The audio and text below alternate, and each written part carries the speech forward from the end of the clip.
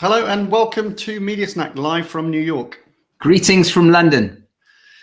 So this is, I don't know how we're going to keep this to like the 20 minutes. This is a big topic. So the thing You have to be disciplined, Tom. A theme that spans across a number of episodes, actually, and we've been teasing it the last few episodes. We've been talking about, which is Google's most recent announcement and the impact on third-party cookies, and trying to kind of think of what some of the implications of that are going to be.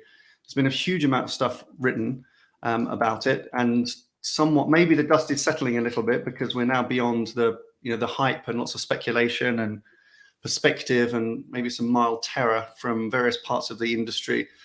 It's died down a little bit, and we want to have a look a bit more rationally at perhaps this issue.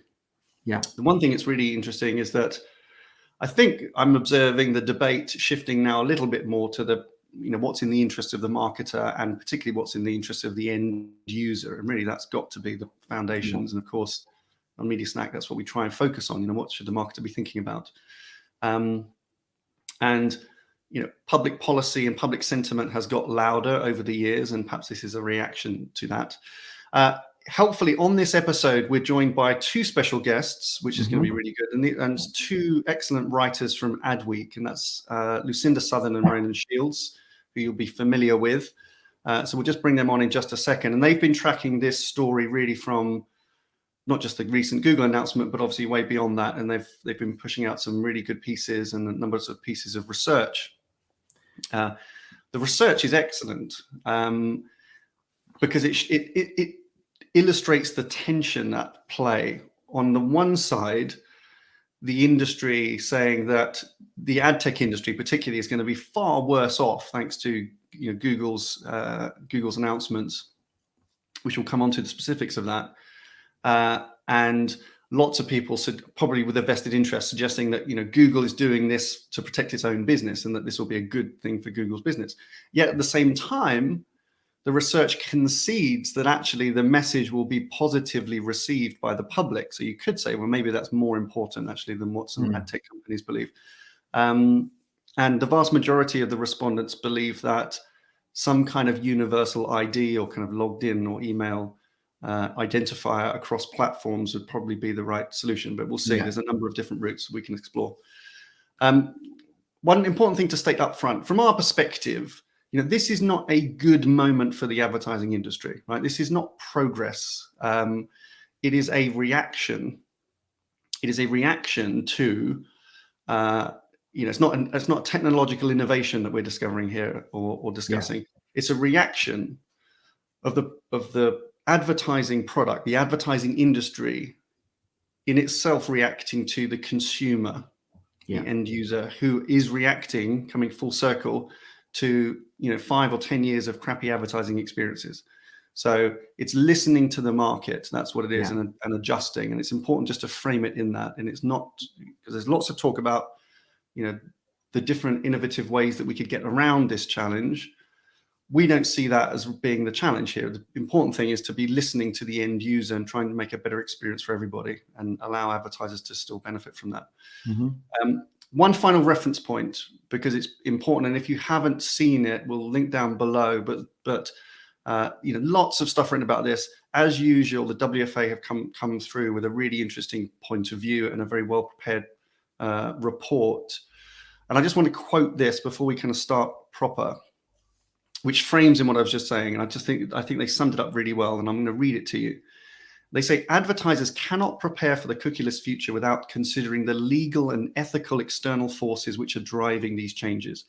As advertisers reassess their approach to data-driven marketing, we, that's the WFA, encourage our members to consider a values and ethics-led approach, which not only looks at the best outcome for the business, but also for their consumers and society more broadly.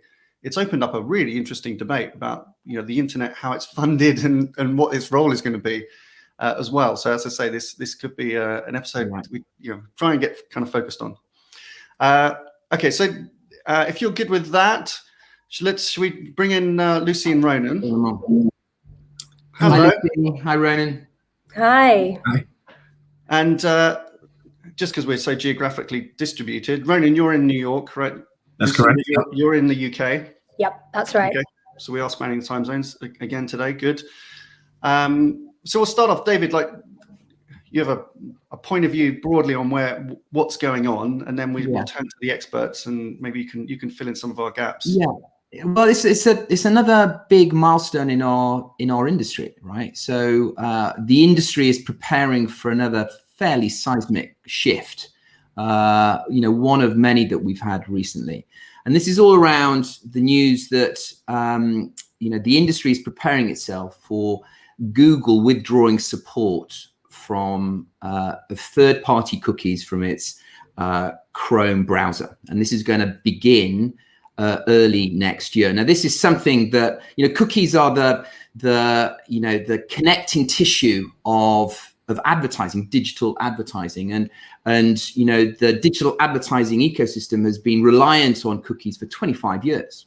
Okay, and so this is a massive shift in how the advertiser will need to behave, because cookies have helped advertisers target more precisely. They've helped advertisers cap frequency. They've helped advertisers measure and also understand the outcomes of those kind of advertising kind of messages. Now, without such clarity, the advertising community, the marketing community, is in a state of perhaps confusion. Okay, and so people are naturally reacting to what will happen without it. Are we going to have proxies for cookies? How are we going to be able to be as prescriptive and as directive as we have been in the past? Now, people suggest that, a cookieless world will affect almost 85% of digital advertising. So that's a big proportion. And advertisers are, at the moment, staring at this future with a little bit of awe and doubt and confusion. So, Ronan, Lucy, what have I missed there? What else is critical in this argument, just to provide a context to what marketers are going to be thinking about now? I thought that was a pretty good summation of what's been going on for the last 2 years, or really ever since Apple really called the move whenever it introduced ITP, Intelligent Tracking Prevention, in its Safari browser, and ever since Google has been eating what they do. But I guess one thing is, maybe Lucy would be a better person to take a lead on that, is what it means for publishers who are ultimately going to be partners of advertisers. So I know you've had a lot of conversations for the last, forever about it, Lucy, but what are they telling you? Yeah, well, in the last few years, as it's been going on, it's just opened up another great opportunity for publishers to just build deeper, closer connections with advertisers. I think one of the interesting things that comes up when people are talking about finding alternatives to third-party cookies is people are trying to completely recreate what we had rather than trying to rethink what we can do in a more privacy-safe, privacy-centric future. Yeah. And publishers really can offer a lot of help to advertisers on the targeting part of cookie degradation rather than, and some of the other parts as well. But obviously there's frequency capping, attribution, and measurement. But publisher first-party data, the importance of that, the importance of joining up in maybe data clean rooms with advertisers, getting some of their first-party data as well, and then, trying to recreate something that is hopefully better than what we've had in the past, which, people talk about how not fantastic it has been. It just sometimes gets forgotten about when we're in this rush to try and recreate something that's sort of similar to what we had. That's it. That feels like to us, that was the crux of it, particularly when the Google, because you said, this has been an ongoing thing. It's been building up, but it was only when Google, with its market share dominance, really joined that it really probably had a big reaction. And our immediate thought was, what's going to happen is that the entire ecosystem is just going to try and bring its heads together to try and find a workaround. But we've been talking around this way. Maybe we're old traditionalists, but we've been talking about this way for years about, the race to the bottom, essentially, on precision micro-targeting. It was going to be impossible to do because you never get down to an individual level. It was always just, you're still having to make assumptions on things. It was always going to be imperfect. So it felt like a bit of a dead end. It was never going to be the answer necessarily. And as advertisers, also over time saw less and less effect from this investment. You know, it wasn't working. So, but there's a huge infrastructure built around trying to make it work. And our fear was like, well, that huge infrastructure is now going to just try and find another dead end, you know, to go down, and we'll be back in the same place for the next 3 years. So it's interesting, Lucy, that you say that.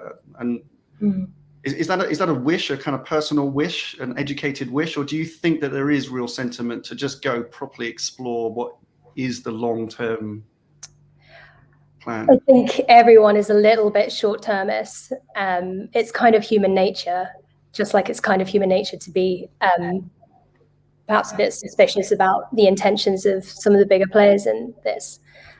So there'll be interim solutions, it seems like, as we get closer to the date. The market will decide. Ultimately, you know, the buyers will decide really what solutions will kind of coalesce around. But then, publishers kind of need to get ready to be able to have different solutions for different browsers, for different geographies, this kind of patchwork effect until we get a bit closer to the day. Yeah. And Ronan, from I think you've been speaking to a number of advertisers confidentially, and we don't anticipate you to name any names. On background, yeah. On background. And, you know, as we have on many of our clients, we've been looking to be briefed and brief them on some of the implications, particularly in live projects, because it has an impact if we're, you know, writing an agency scope of work or we're running a pitch or something like that. What have you had from the marketer side? What do you think the sentiment has been so far? Well, I think a lot of them publicly, they all say, oh, we're going to double down on our first party data strategy and we respect the rights of the consumer, et cetera, et cetera. But a lot of them have to work out how much first party data do they actually have. I know you and I have spoken about this in recent weeks, Tom. Like if you're a CPG, how much first party data do you actually have? What can you measure? And for a lot of them, that is actually not that much, right, compared to what the third-party cookie gave them. So I think they have to work a lot of them are concerned about that. A lot of them are concerned about, thinking about, at least, maybe not concerned, which audience partners do they partner with. And when I say that, I'm talking about the likes of Epsilon, who obviously publicists had big money for. I know it was in the billions. And we've got Merkel or M1 from Merkel over in the Dentsu camp. And then I believe just the other day that WPP said that they were going to spend big and come out with a likewise offering.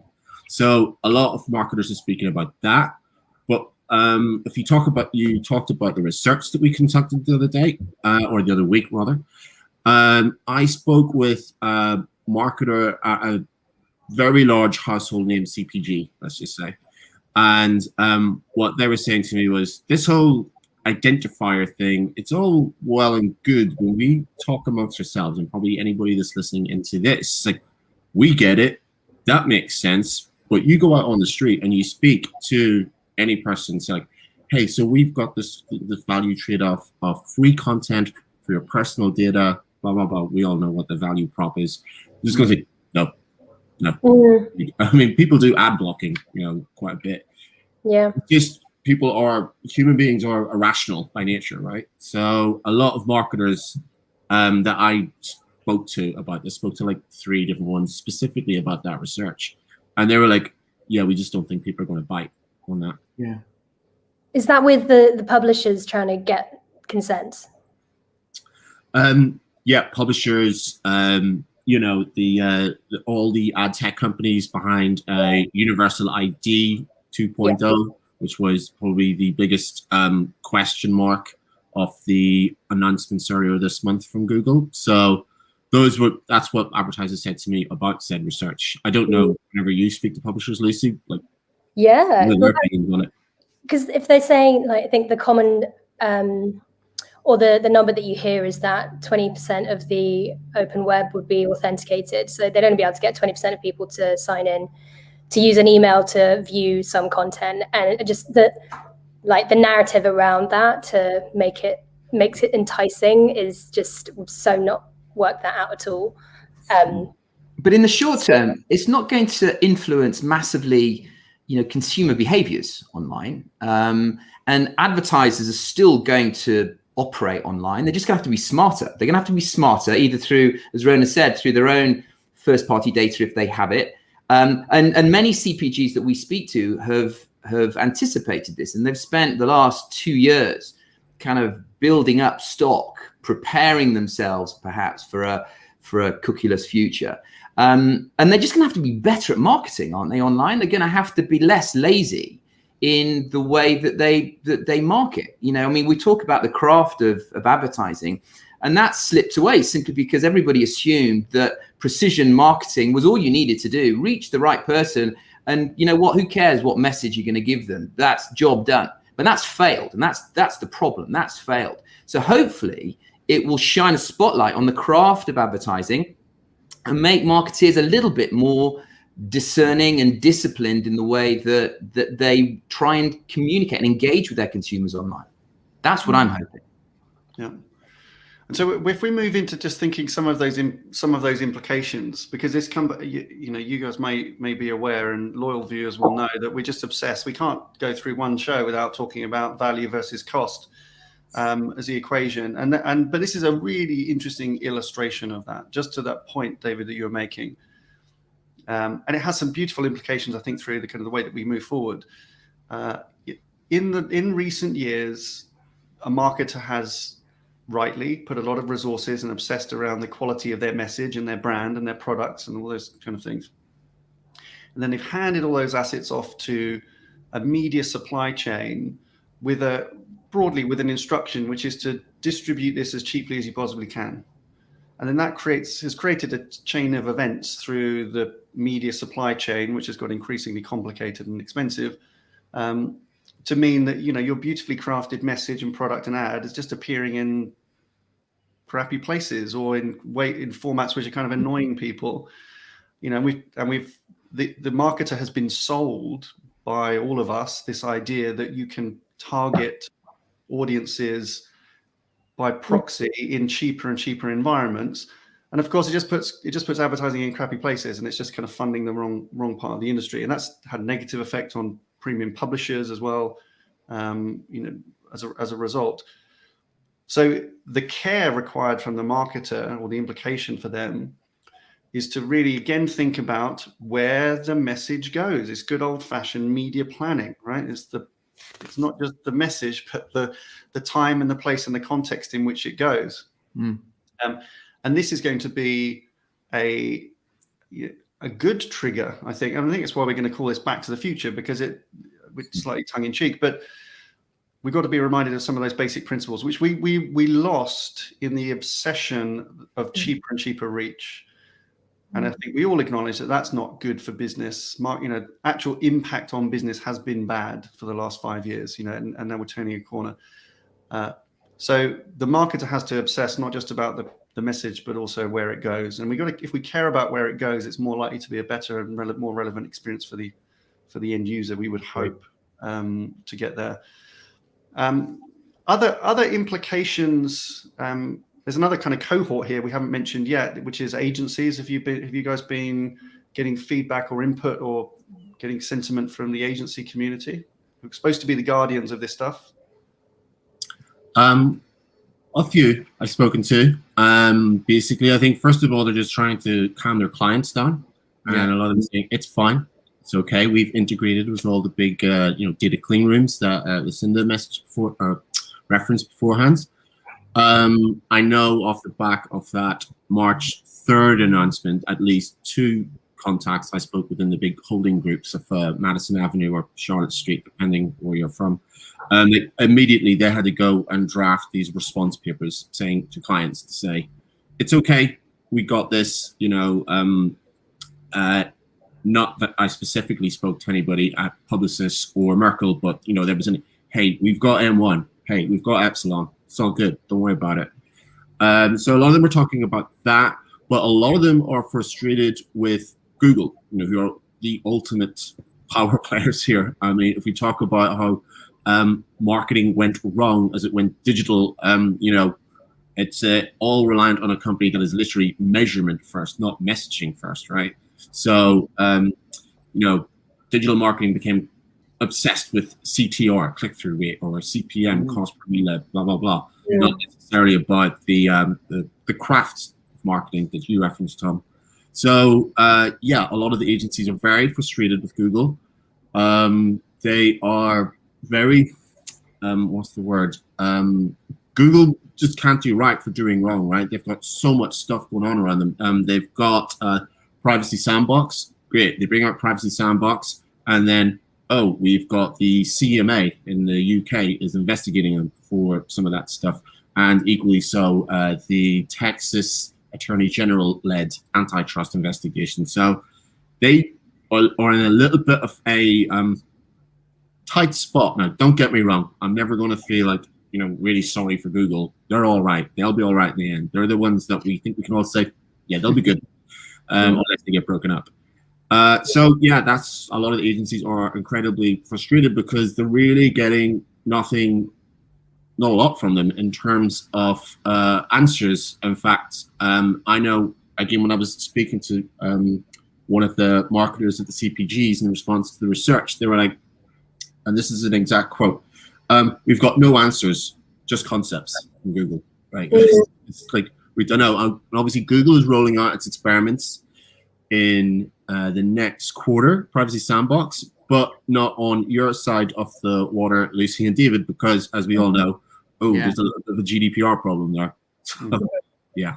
Just on that, Ren and Lucy, whose responsibility do you think it is? Is this an industry-wide kind of role? Is it the trade bodies that need to be championing this? Are we relying on Google to find a solution simply because they're the dominant player? Should it be the collective of the agencies? Is it the WFA who's responsible, who have members that spend all of the money? Without having an overarching, guardian angel, who's going to give us the answers? Who's going to shine the light on the right direction? Yeah, I was actually going to ask you the same thing. And when Ronan, when you were saying that, like, it's easy for us to, and it's so tempting and human again to look at Google and Facebook and other walled gardens as perpetuating this original sin of like clicks equaling value, when actually everyone's kind of been to blame for that as well and sort of piled onto that. So how can we get this straight? And it has to be industry wide. It's just the way that's been set up before is not really perfect at all. And I think everyone having conversations with the markets authorities and with different trade groups, but who regulates that? I mean, it's just such a thorny, difficult problem. So when you have a deadline on it, it makes everyone a lot more stressed. Yeah. And I think the agencies would like to be in a position where they have more influence in this decision. There's probably some frustration. I mean, we sense as well, is that historically, if there's been a big landmark shift in something, the agencies have either got a hand in it or they're closely involved and they can influence the outcome of this. They're kind of hamstrung a little bit here, just simply because you've got these very important parties, and Google, as we say, is the news at the moment. But those other big players, particularly those with logged in users, the Facebooks, the Apples, the Amazons, the Netflix, as well as the Google, as the kind of traditional ones, and then increasingly, in the US here, Walmart, et cetera, et cetera. Right? So, all of those platforms. And all the publishers or premium publishers that require login or subscription, which maybe this will be good for them, maybe we'll see more of that. A logged in user, if at some point that can be a cross-platform or universal ID across those, even if it's shared by 10 companies, I've just got to believe that the average person on the street will kind of accept that that's okay, because that's the value exchange that you referred to earlier, Ronan, is that we're willing to have the internet historically be a advertising funded platform, but maybe increasingly it's turning into a service funded platform. There will be a few companies that as consumers we trust. And I say that in inverted commas because I mean there's loads of questions about trust with those companies on a bigger level, right? But the average person on the street is willing to do that. They understand the services that they get from being a logged in user. So I'm hoping that there's something there that advertisers can explore a bit more, and that we can bring the publishers into that as well, so they can have more direct commercial relationships with the advertiser and their usership as well. Should we just think, maybe just pivot a little bit to the advice for marketers then as well? We've got some good questions coming in, which I'll jump to in a minute. But well, David, marketer perspective. Yeah. I mean, I just want to kind of echo what Ronan said, having heard it from the agencies. You know, the first thing that I would say is just don't panic. You know, this is not a time for kind of knee-jerk reaction.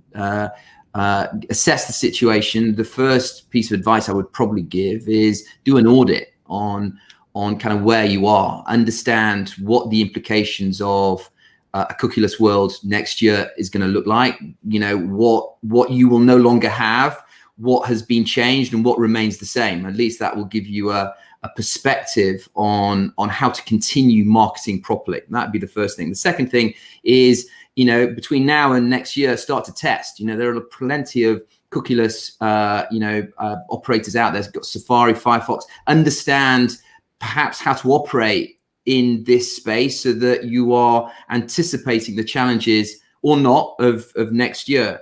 You know, the whole kind of first party piece, at least have a strategy. If you're a CPG, if you don't operate within a first party rich environment, at least have a strategy around that, because this isn't going to go away. Being smarter around your first party data is something that you should be doing anyway, irrespective of what Google's decision is.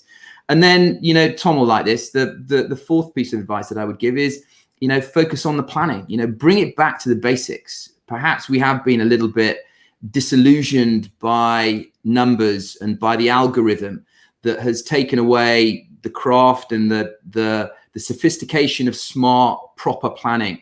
And if there is ever a time to double click on that, it would be now. You know, we talk about contextual planning. It's not something that is new. We've been doing that for forever.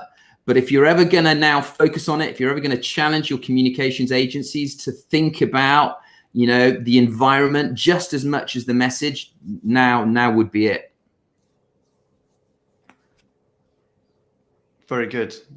Any other follow-up from Lucy, Ronan, or shall I just jump to some questions? Yeah, one thing I would say about the whole return to context thing is see all those click-through rates and KPIs that you've had over the last 10 years as digital has become the primary mode of things. Like, that's going away. It's not going to look as good for you. Those pie charts, blah, blah, blah, and lines, they're not going to be pointing in the same direction. You're just going to have to rethink it, how you measure. Yeah, absolutely. That's what I was thinking as well. Like, rethink your measurement, rethink what your value is going to be, partner with people, to have all the conversations that you need to be having. There are different companies and people out there who can help. And yeah, keep a level head. Good. That's good advice. Always. That's it. I mean, I think if we can get marketers or even the media directors within advertisers encouraging their businesses to see media in a different way, that's not evaluated by, you know, levels of engagement or click through or whatever different, you know, forensic delivery metrics that we use as indicators of success. Because we spent the last 10 years, to both of your points, you know, literally just buying those things in bulk, you know, wherever they may appear. That was it. That was the objective. Tell your agency to go and buy as many click-throughs as they possibly can with this money. And of course, that just ends up in really weird places that just deliver either crappy click-throughs or counterfeit click-throughs that didn't even exist anyway. And so we're flattering ourselves. In the meantime, the effectiveness of advertising dollars has gone down. You know, the output, the impact of marketing has gone down in a time when we should be more equipped than ever. We've had all this information and we've done nothing with it, or nothing good with it. So it's quite good, I think, to step back and just reassess on those things. Good advice. Okay, first one, it's not really a question. This is just a completely gushing over the top compliment. First off, let's start with that one. The Martin Sorrell of the advertising. Brilliant. There you go. In All right. looks, That on my list. in looks. Could have said the James Bond. That would have been slightly more impressive. Let's pick up Joe's question to Lucy here. Lucy, so focusing on the publishers, are you expecting a kind of more direct IO approach? That's what they're saying. Yeah, that's a few different options. I mean, publishers are trying to keep their options open, spread their bets for a while, see what sort of things will start to shake out.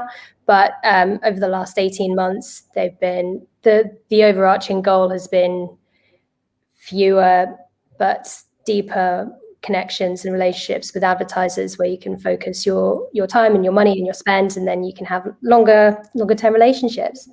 Some of them have been coming out of the open exchange, particularly so that they can just have programmatic guaranteed and programmatic direct relationships with advertisers. So they're only working with a few dozen rather than the 3,000 potential buyers that they could be out there for much lower ad rates.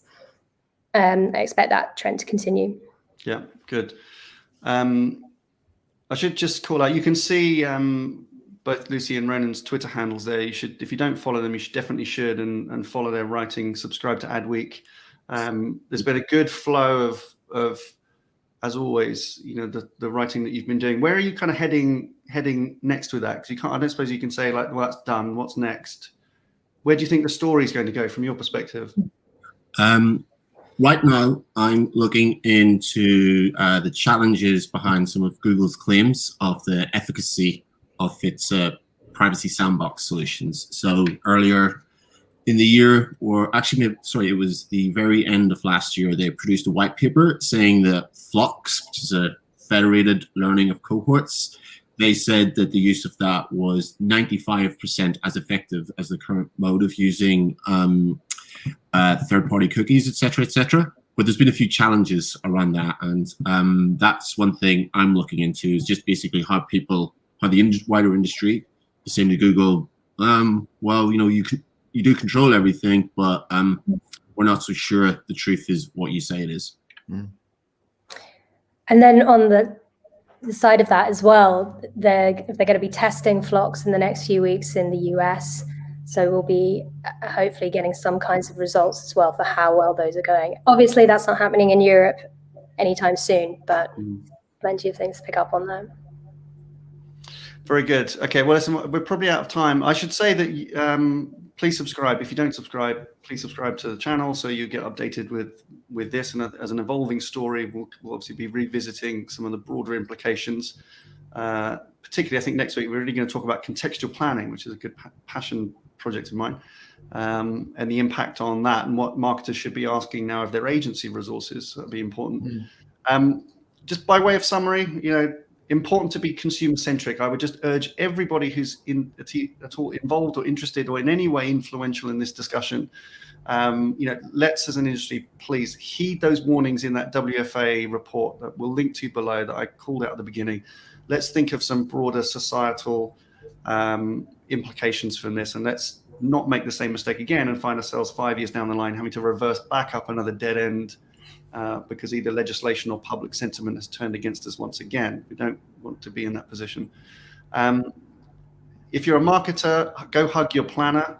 Last episode, our last episode was called A Love Letter to Planners. You might want to read that first and then go hug your planner. Really important, because they're going to be a resource that you need more than ever, actually, where we start to, of course, we use tools to help optimize what we do, but you need humans at the center of that in order to be able to really think about how to carry your important messages to the right people in the right time. But I think that's probably a wrap for now. We've gone 35 minutes. That's pretty good. Covered a lot. Lucy, thank you for joining us. Have a great weekend, Brendan. Thanks, Brendan. Of the advertising reporting industry. I will never forget that. Thank you for joining us. Very good. Good. Thanks, everybody. Listen, please keep the comments coming, and ping with the questions as well, because this is something which is really keen to hear what everybody thinks on this, because there's lots of stakeholders and lots of things at stake. So do keep the comments coming. But that's it for this week. Thank you very much for watching. See you next time.